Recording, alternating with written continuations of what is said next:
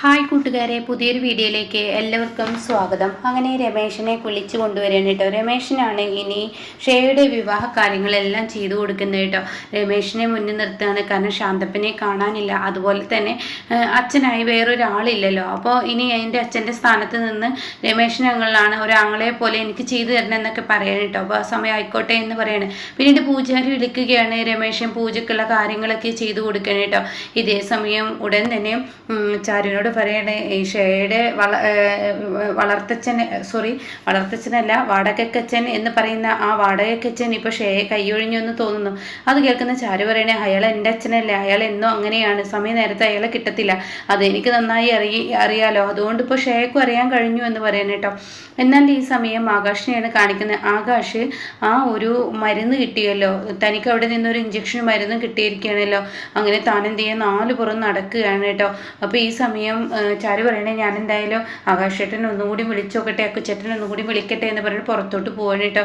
ഇതേ സമയം ഈ ഒരു മെഡിക്കൽ സ്റ്റോറിലോട്ട് പോവുകയാണ് ആകാശ് ഈ മരുന്നുമായിട്ടോ. അങ്ങനെ ആ മെഡിക്കൽ സ്റ്റോറിൽ ചെന്നിട്ട് ഇത് എന്തിൻ്റെ മരുന്നാണെന്ന് ചോദിക്കുന്നുണ്ട്. അപ്പോൾ ഉടനെ തന്നെ അവർ പറയാണ്, ഈ കന്നുകാലികൾക്ക് മയക്കാൻ വേണ്ടി കൊടുക്കുന്ന മരുന്നാണ് ഇത്, ആളിലൊക്കെ ഇഞ്ചെക്ട് ചെയ്യുന്ന വളരെ അപകടമാണ്, അങ്ങനെ ഒരു മരുന്നാണെന്ന് പറയുന്നുണ്ട് കേട്ടോ. ആ സമയം ഇത് കേൾക്കുന്ന ആകാശ് ആകെ പേടിച്ച് പോവാണ് കേട്ടോ. പിന്നീട് ആകാശ് അവിടെ നിന്ന് പെട്ടെന്ന് ചാരുവിനെ വിളിക്കുക. ചാരു ആണെങ്കിൽ വിളിക്കാൻ ഒരുങ്ങുമ്പോഴാണ് ആകാശിൻ്റെ വിളി വരുന്നത് കേട്ടോ. അങ്ങനെ ചാരു ആകാശേട്ടൻ എന്തായി, ബാലമാമയെ കണ്ടോ എന്ന് ചോദിക്കാൻ കേട്ടോ. ആ സമയം ഇല്ല ചാരു, ഞാൻ ബാലമാമയെ കണ്ടില്ല, ബാലമാമ എവിടെയൊന്നും അറിയില്ല, എനിക്കറിയില്ല, ബാലമാമ എവിടോട്ട് പോയെന്ന് അറിയില്ല എന്ന് പറയാം കേട്ടോ. അപ്പോൾ ഇത് കേൾക്കുന്നതിനോട് കൂടി ചാരുവിന് ടെൻഷനാവണം. അയ്യോ എൻ്റെ ബാലമാമ, അത് മാത്രമല്ല ചാരു, നമ്മുടെ വീട്ടിൽ നിന്ന് ഒരു മരുന്ന് കിട്ടിയിരിക്കുന്നു, എനിക്ക് നമ്മുടെ വീട്ടിൽ നിന്ന്, അതും കന്നുകാലികൾക്ക് ഇഞ്ചെക്ട് ചെയ്യുന്ന മരുന്നാണെന്നാണ് പറഞ്ഞത്. അപ്പോൾ അതുകൊണ്ട് ഞാനിപ്പോൾ വേഗം പോലീസ് സ്റ്റേഷനിലോട്ട് പോകാമെന്ന് പറഞ്ഞിട്ട് ചാരുവിനോട് പോലീസ് സ്റ്റേഷനിൽ പോയതിന് ശേഷമാണ് കേട്ടോ ചാരുവിനെ വിളിക്കുന്നത്. അങ്ങനെ പോലീസ് സ്റ്റേഷനിൽ പോകുന്നുണ്ട് കേട്ടോ.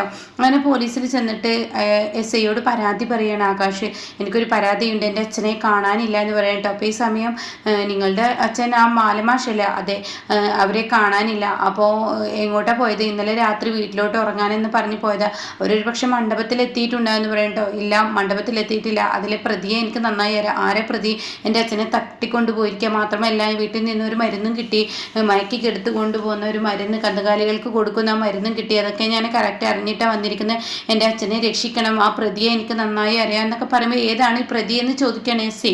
അപ്പോൾ പറയണേ ചീഫ് എഞ്ചിനീയർ ആണെന്ന് പറയാം കേട്ടോ. ഇത് കേൾക്കുന്ന അയാൾക്കൊരു ഭയം വരികയാണ്. ഈശ്വര, തലവേദന പിടിച്ച കേസാണല്ലോ തലയിൽ വന്നിരിക്കുന്നത് എന്ന ഒരു ഇതോട് കൂടി നിൽക്കുകയാണ്. ഇതേസമയം ആകാശ് ചോദിക്കുന്നുണ്ട്, ചീഫ് എഞ്ചിനീയർ ആണ്, അവരുടെ നേർക്ക് കേസ് എടുക്കണം, അവർ ചോദ്യം ചെയ്താൽ എൻ്റെ അച്ഛൻ പുറത്ത് വരുമെന്ന് പറയാം കേട്ടോ. ഇതേസമയം ശരി, നിങ്ങളൊരു പണി ചെയ്യൂ, നിങ്ങൾ മുന്നിൽ പോയിക്കോളൂ, ഇതെന്താ നിങ്ങൾക്ക് സീരിയസ് ആയിട്ട് എൻ്റെ അച്ഛനെ കണ്ടെത്താനുള്ള ആ ഒരു ഇതില്ലാത്ത എമർജൻസി കേസ് ആയിട്ട് എടുക്കണം എന്ന് പറഞ്ഞിട്ട് നിങ്ങളെന്താ അതിനൊരു വില കൊടുക്കാത്ത, അതിന് ഇനി ഇവിടെ ജീപ്പില്ല, ആ ജീപ്പ് വരട്ടെ, ജീപ്പ് വന്നെങ്കിലല്ലേ നിൻ്റെ അച്ഛനെ അവരെ അറസ്റ്റ് ചെയ്യാനൊക്കെ കൊണ്ടുവരാൻ എനിക്ക് പറ്റത്തുള്ളൂ, നീ എന്തായാലും പോയിക്കോ, നീ മണ്ഡപത്തിലെത്തുമ്പോഴേക്കും ഞങ്ങൾ എന്തായാലും അവിടെ എത്തും, മണ്ഡപത്തിൽ ഒരു പക്ഷേ നിൻ്റെ അച്ഛനും ഉണ്ടെങ്കിലോ, നീ പോയിക്കോ എന്നൊക്കെ പറയാൻ കേട്ടോ. ഈ സമയം ആകാശ് ശരിയെന്ന് പറഞ്ഞിട്ടാണ് ചാരുവിനെ വിളിക്കുന്നത്. ചാരുവിനോട് പറയണേ, പോലീസ് സ്റ്റേഷനിൽ ഞാൻ കേസും കാര്യങ്ങളൊക്കെ കൊടുത്തിട്ടുണ്ട്, ബാലമാമ അവൾ തട്ടിക്കൊണ്ട് പോയിരിക്കുകയാണെന്ന് പറയുമ്പോൾ ആകാശേട്ടാ, ഞാൻ അപ്പോഴും പറഞ്ഞതല്ലേ ഈ ബാലമാമയെ തനിയെ വിട്ട അപകടമാണെന്ന്, ഇപ്പോൾ അത് സംഭവിച്ചില്ല, ഇനി എന്ത് ചെയ്യും ബാലമാമയെ രക്ഷിക്കാൻ എന്നൊക്കെ പറഞ്ഞ് പൊട്ടി കരയുന്നുണ്ട് കേട്ടോ. ഈ സമയം അങ്ങോട്ടേക്ക് ചാരുവിൻ്റെ കൂട്ടുകാരിയും അതുപോലെ തന്നെ ഗോവിന്ദമാമയെ ഓടി വരാൻ കേട്ടോ. എന്തായി മോളെ, ആകാശ് വിളിച്ചിട്ട് എന്താ പറഞ്ഞതെന്ന് ചോദിക്കുന്നുണ്ട് കേട്ടോ. ആ സമയം അത് പിന്നെ ഒന്നുമില്ല മോളെ, നിൻ്റെ മുഖമൊക്കെ ആകെ ഒരു പരിഭ്രാന്തി ഉണ്ടല്ലോ, എന്താണെങ്കിലും പറയാമെന്ന് പറയണം. അപ്പോഴേക്കും ചാരുവിന് കരച്ചിൽ വരാൻ കേട്ടോ. ചാരു പൊട്ടിക്കരയാണ്. ഇതേ സമയം എന്താ മോളെ, എന്താ പ്രശ്നം, എന്താണെങ്കിലും നീ എന്നോട് തുറന്ന് പറയാം എന്ന് പറഞ്ഞുകൊടുന്നേരം പറയാണ്. അത് പിന്നെ ബാലമാമയെ അവിടെ കാണാനില്ല, ബാലമാമയെ ആരോ അവിടെ നിന്ന് കടത്തി കൊണ്ടുപോയിട്ടുണ്ടെന്നോ, അതുപോലെ തന്നെ മയക്കിൻ്റെ ഒരു കുപ്പി അവിടെ നിന്ന് കിട്ടിയിട്ടുണ്ടെന്ന് പറയാം കേട്ടോ. ഇത് കേൾക്കുന്നതിനോട് കൂടി മോളെ നീ എന്തൊക്കെയാണ് ഈ പറയുന്നത്, അതേ എന്ന് പറഞ്ഞ് പൊട്ടിക്കരയണം. അവളെ ഞാൻ വെറുതെ വിടില്ല, തീർച്ചയായും അവൾക്കിട്ട് ഞാൻ മുട്ടം പണി കൊടുത്തിരിക്കും, ഇതോടുകൂടി അവളുടെ വിവാഹം നിർത്തിവെക്കാൻ എനിക്കറിയാമെന്ന് ചാരു പറയുന്നു കേട്ടോ. അങ്ങനെ ചാരു ദേഷ്യത്തോടു കൂടി അവിടെ നിന്ന് പോവുകയാണ്. ഇതേ സമയം വിവാഹ മണ്ഡപത്തിലാണെങ്കിലോ രമേശൻ കാര്യങ്ങളൊക്കെ തകൃതിയായി നടത്തിക്കൊണ്ടിരിക്കുക. ഇതിനിടയ്ക്ക് കുട്ടികൾ അവിടെ ഒളിച്ചുകളി നടത്തുന്നുണ്ട് കേട്ടോ. അങ്ങനെ അവരിങ്ങനെ ഒളിച്ചു കളിക്കുകയാണ്. അങ്ങനെ അവർ സെറ്റ് ഉണ്ടെന്ന സമയത്ത് ഒരു കുട്ടി ബാലമാമയെ കെട്ടിയിട്ട് ആ സ്ഥലത്തോട്ട് എത്തുന്നുണ്ട് കേട്ടോ. ഹായ്, അങ്കിൾ എന്താ ഇവിടെ ഇരിക്കുന്നത്, അങ്കിൾ എന്താ ഇവിടെ ഇരിക്കുന്നത്, അങ്കിള് ഒളിച്ച് കളിക്കുകയാണോ എന്ന് പറഞ്ഞിട്ട് കവിളിലൊക്കെ പിടിച്ചു നോക്കുന്നുണ്ട് കേട്ടോ. അപ്പോഴും ബാലൻ കണ്ണു തുറക്കുന്നില്ല. എന്താ അങ്കിള് ഉറങ്ങുകയാണോ, ഒളിച്ച് കളിക്കുകയാണ്, എനിക്ക് മനസ്സിലായി, ഞാൻ എന്നാ ആരോടും പറയില്ല, അങ്കിൾ ഇവിടെ തന്നെ ഇരുന്നോ എന്ന് പറഞ്ഞിട്ട് ആ കുട്ടി അവിടെ നിന്ന് പോകാൻ ശ്രമിക്കുമ്പോൾ അവിടെ കാണാൻ ഒരു ഫോട്ടോ കിടക്കുന്നത് കേട്ടോ. അതായത് ബാലൻ അവിടെ രാത്രി ചെന്ന സമയത്ത് തൻ്റെ കയ്യിൽ തൻ്റെ 2 മക്കളെയും പിടിച്ച് താനിങ്ങനെ നിൽക്കുന്ന ആ ഫോട്ടോ, അത് ആ കുട്ടിയുടെ കയ്യിൽ കിട്ടുക കേട്ടോ. പിന്നീട് കുട്ടിയെ ആ ഫോട്ടോയുമായി പുറത്തോട്ട് കിടക്കുന്ന രംഗമാണ് കേട്ടോ. അപ്പോൾ ഇതിനിടയ്ക്ക് ശ്രേയാണെങ്കിലോ എന്തായി കാര്യങ്ങൾ എന്ന് ശ്രേയക്ക് അറിയണല്ലോ. അപ്പോൾ ശ്രേയ പറയാണ്, എന്തായാലും നിൻ്റെ അച്ഛൻ എന്തായി, അരവിന്ദ എവിടെ എത്തി, എൻ്റെ അച്ഛൻ വന്നുകൊണ്ടിരിക്കുകയാണെന്ന ആകാശിനോട് പറഞ്ഞത് എന്ന് ഇതിനിടയ്ക്ക് നുണയും പറയുന്നുണ്ട് കേട്ടോ അരവിന്ദൻ. അങ്ങനെ ഈ സമയം ഞാൻ എന്തായാലും എനിക്കൊരു അർജൻറ്റ് കോൾ ചെയ്യാനുണ്ട് പൂജാരി, ഞാനൊന്ന് കോൾ ചെയ്യട്ടെ, അമ്മ എൻ്റെ ഫോണൊന്ന് തരുമോ എന്ന് ചോദിക്കണം. ശരി മോളെ ഇതാ എന്ന് പറഞ്ഞിട്ട് ആ കതിർമണ്ഡപത്തിൽ ആ സ്റ്റേജിൽ നിന്ന് തന്നെ കുറച്ച് അപ്പുറത്തോട്ട് നീങ്ങി നിന്നിട്ട് പെട്ടെന്ന് തൻ്റെ ഫോൺ എടുത്ത് വിളിക്കുകയാണ് കേട്ടോ ബാബുക്കുട്ടന്.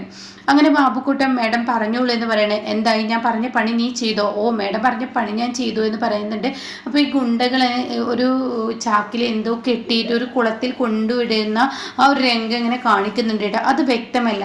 അപ്പോൾ ഞാൻ പറഞ്ഞ പണി ചെയ്തു എന്ന് നീ പറഞ്ഞല്ലോ, ഇനി അടുത്ത പണി അത് നിനക്ക് കുറച്ച് ടാസ്ക് ഉള്ള പണിയാണ്, അത് നിനക്ക് ചെയ്യാൻ പറ്റുമോ എന്ന് ചോദിക്കുകയാണ്. മേഡം എന്ത് പണി പറഞ്ഞാലും ഞാൻ ചെയ്യുമെന്ന് പറയാം കേട്ടോ. എന്നാൽ ശരി, ആ പണി ഞാൻ പറഞ്ഞു തരാം. അതായത് ഇവിടെ നിന്നും ആകാശ് അവൻ്റെ അച്ഛനെ കണ്ടെത്താൻ വീട്ടിലോട്ട് പോയിട്ടുണ്ടാവും. അപ്പോൾ അവന് എന്തായാലും ഇനി വെറുതെ ഇരിക്കില്ല, അവനെ തിരിച്ചിങ്ങോട്ടേക്ക് വരാനുള്ള പരിപാടി നോക്കും. ആ തിരിച്ചു വരുന്ന ഇടയ്ക്ക് അവനെ പിടിക്കണം, അവനെ ഇങ്ങോട്ടേക്ക് എത്താൻ പാടില്ല, അവനെ നിങ്ങളുടെ കസ്റ്റഡിയിലാവണമെന്ന് പറയട്ടെ. അത് കുറച്ച് ടാസ്ക്കാണ് അവനെ പിടിക്കുക എന്നുള്ളത്, അത് നിങ്ങളെ കൊണ്ട് ചെയ്യാൻ പറ്റുമോ എന്ന് ചോദിക്കുമ്പോൾ ബാബുക്കുട്ടൻ പറയാൻ, റിസ്ക്കുള്ള പണികൾ ചെയ്യുന്നത് തന്നെയായാലും എൻ്റെ ജോലി, അതുകൊണ്ട് ഞാൻ റിസ്ക് ആയ പണി ഞാൻ ചെയ്തോളാം എന്ന് പറയുന്നുണ്ട് കേട്ടോ. ഇതേ സമയം ഈ കതിർമണ്ഡപത്തിൽ ഫോൺ വിളി കഴിഞ്ഞതിന് ശേഷം ശ്രേയ വന്നിരിക്കുകയാണ്. അപ്പോൾ ശ്രേയ ഇങ്ങനെ ആ പൂജാരി പൂജ തുടങ്ങിക്കോളൂ എന്നൊക്കെ പറയണേ. രമേശനാണല്ലോ കാര്യങ്ങളൊക്കെ നടത്തുന്നത്. ഇതേ സമയം കുഞ്ഞുമോളാണെങ്കിൽ ശാന്തപ്പനെ തിരക്കിയിട്ട് അവിടെ ഇവിടെയൊക്കെ നടക്കുകയാണ്, തൻ്റെ മകളും കൂടിയിട്ടാണ് നടക്കുന്നത്. അവർ രണ്ടുപേരും അവിടെ ഇവിടെയൊക്കെ നോക്കുന്നുണ്ട്. അപ്പോഴേക്കും ശാന്തപ്പനെ കാണുന്നില്ല. അങ്ങനെ ഇവർ രണ്ടാളും കൂട്ടിമുട്ടുകയാണ്. അപ്പോൾ ഉടൻ തന്നെ അമ്മ എന്തിനാ അവളെ ഈ പറയുന്ന അച്ഛനെ ഇന്നലെ രാത്രി മുറ്റത്ത് കുടിക്കുന്നത് കണ്ടപ്പോൾ അവിടെ വെറുതെ വിട്ട് കുടിക്കാൻ സമ്മതിക്കാതിരിക്കായിരുന്നില്ലേ, അങ്ങേരുടെ പണി അത് തന്നെയാണല്ലോ മോളെ, അതുകൊണ്ട് അങ്ങേ ഇങ്ങനെ ഒരു ചതി ചെയ്യുന്ന അറിയില്ലല്ലോ, എന്തായാലും നമുക്ക് മൊത്തത്തിലൊന്ന് തിരഞ്ഞു നോക്കാമെന്ന് പറഞ്ഞിട്ട് അവർ അപ്പുറത്തോട്ട് പോകുന്നുണ്ട് കേട്ടോ. ഈ സമയം ഈ വിവാഹത്തിൻ്റെ പൂജാകർമ്മങ്ങളൊക്കെ നല്ല ഭംഗിയായി നടക്കുന്ന സമയത്ത് ഏമയാണെങ്കിലോ ഇങ്ങനെ എവിടെ പോയിരിക്കുകയാണ്, ഇയാൾ എത്തില്ല, ഇനിയിപ്പോൾ ഇയാൾ എത്താതെ ഈ കല്യാണം മുടങ്ങുമോ ഈശ്വര, എൻ്റെ കുട്ടിയുടെ കല്യാണം എന്നൊക്കെ ഇങ്ങനെ ബാലനെ കുറിച്ച് ഹേമ ഇങ്ങനെ പറയുന്ന സമയത്ത് അങ്ങോട്ടേക്ക് ദേഷ്യത്തിൽ കയറി വരികയാണ് കേട്ടോ ചാരു. നിർത്തിവിടെ, കല്യാണം മതി, നിർത്ത് എന്ന് പറയാം കേട്ടോ. ഇതേ സമയം എല്ലാവരും ഞെട്ടലോട് കൂടി നിൽക്കുകയാണ്. നിർത്ത്, കൊട്ടും കുരവയൊക്കെ മതി, നിർത്ത് എന്ന് പറയണ്ടേ. ഇതേ സമയം ഷേങ്ങനെ തുറച്ച് നോക്കുകയാണ്. അപ്പം അരവിന്ദ് ചോദിക്കുകയാണ്, എന്താടി നിനക്ക് എന്ന് ചോദിക്കുമ്പോൾ എന്താണെന്നോ, ഇവള് എൻ്റെ ബാലമാമയെ തട്ടിക്കൊണ്ടു പോയിരിക്കുന്നു, ബാലമാമ ഇന്നലെ രാത്രി വീട്ടിൽ നിന്ന് പോയിരിക്കുന്നു, എന്നിട്ട് ഈ കതിർമണ്ഡപത്തിൽ നിന്ന് പോയി വീട്ടിൽ ചെന്നിരുന്ന ബാലമാമയെ ഈ മൃഗങ്ങൾക്ക് കൊടുക്കുന്ന മയക്ക് കുത്തിവെച്ച് അവിടെ നിന്ന് തട്ടിക്കൊണ്ടുപോയതാണ് ഇവളുടെ ശ്രമമാണ്, ഇവളെ ഞാൻ വെറുതെ വിടില്ല, എടി ഞാൻ മനുഷ്യനെ അല്ലാതായിപ്പോ, നീ എൻ്റെ ബാലമാമയെ തൊട്ട് കളിച്ചാൽ, ഇത്രയും നേരം ഞാൻ മിണ്ടാതിരുന്നത് നീ എൻ്റെ ബാലമാമയെ തൊട്ട് കളിക്കില്ല എന്ന പ്രതീക്ഷയായിരുന്നു, പക്ഷെ നീ എൻ്റെ ബാലമാമക്ക് എന്തെങ്കിലും സംഭവിച്ചാലുണ്ടല്ലോ നിന്നെ ഞാൻ വെറുതെ വിടില്ല, നിന്നെ ഞാൻ വെറുതെ വിടില്ല എന്ന് പറഞ്ഞാൽ നീ വെറുതെ വിടില്ല, നീ അത് ചിന്തിച്ചോ എന്നൊക്കെ ഇങ്ങനെ പറയട്ടോ. ആ സമയം ഷേങ്ങനെ ദേഷ്യത്തോടു കൂടി നിൽക്കുകയാണ്. ഇതേ സമയം ഉടൻ തന്നെ അരവിന്ദ പറയണേ, എന്തൊക്കെയാണ് നീ വിളിച്ചു പറയുന്നത്? അതെ, ബാലമാമ മിസ്സിങ്ങിലാണ്, ബാലമാമയെ ഇവള് തട്ടിക്കൊണ്ട് പോയിരിക്കുകയാണ്, ഇവളാണ് ഇതിന് പിറകിൽ കളിച്ചതെന്ന് പറയുമ്പോൾ ഷേ പറയണേ,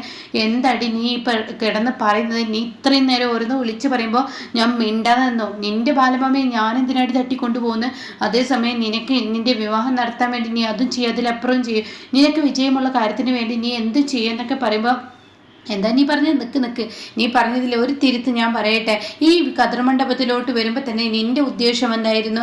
ഈ വിവാഹം മുടക്കുക, കറക്റ്റ് താലി കെട്ടുന്ന സമയത്ത് എല്ലാവരും കൂടി ഇറങ്ങി പോവുക, എങ്ങനെ ഒരു ഇതോടുകൂടിയല്ലേടി നീ വന്നത്? അപ്പം ഞാൻ പറയുന്നു, എൻ്റെ വിവാഹം മുടക്കാൻ നീ ബാലമാമയെ, നിന്റെ ഈ ബാലമാമ എന്ന് പറയുന്ന വ്യക്തിയെ നീ തട്ടിക്കൊണ്ടുപോയി എന്ന് പറഞ്ഞാൽ നിനക്കത് നിഷേധിക്കാൻ പറ്റുമെന്ന് ചോദിക്കാൻ കേട്ടോ. ആ സമയം ഒന്നും മിണ്ടാനാവാതെ അവിടെ ആകെ തുറിച്ച് നിൽക്കുകയാണ് ചാരു. അപ്പം എന്തായാലും ഇപ്പുറത്തെ ആകാശ് പോലീസിനെ കൂട്ടി വരാനുള്ള ആ ഒരു തയ്യാറെടുപ്പ് നടത്തുന്നുണ്ട് കേട്ടോ.